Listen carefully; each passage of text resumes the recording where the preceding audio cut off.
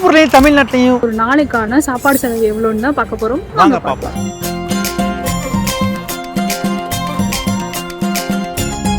நீங்க சிங்கப்பூர்ல ஒரு நேரம் டீ குடிக்கணும் அப்படின்னா 60 ரூபாயிலிருந்து 120 ரூபா. ஏதோ ஒரு டீக்கு 120 ரூபாயா? எங்களுக்குலாம் ஒரு டீக்கு 10 ரூபா இருந்தா போதும்டா. அதே 120 ரூபா தான் 12 டீ குடிப்போம் நாங்க. இவ என்ன பெரிய குடிகாரியா இருப்பா போலயே. இங்க ஒரு இட்லி சாப்பிடணும்னா 60 ரூபா, ஒரு தோசை சாப்பிடணும் அப்படின்னா 90 ரூபா. ஏன்னா சிங்கப்பூர்காரரு நீ ஒரு இட்லி சாப்பிடுற காசுல நாங்க 6 இட்லி சாப்பிடுவோம்டா, 3 தோசை சாப்பிடுவோம்டா. ஏமோ நீ 3 தின்னு 6 தின்னு எனக்கு அது தேவையில்லை. இங்க மதியான சாப்பாடு சாப்பிடணும்னா 300 ரூபாயிலிருந்து 1000 ரூபா ஆகும். ஆனா நம்ம என்ன சாப்பிட்றத பொறுத்து தான் இருக்கு.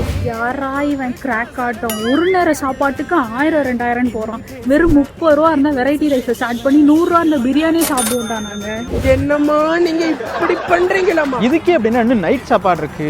ஒரு புரோட்டா சாப்பிடணும்னா 80 ரூபா, ஒரு ஃப்ரைட் ரைஸ் சாப்பிடணும்னா 300 ரூபா. யாரு பெத்த பிள்ளையோ இப்படி அழுகுறான்.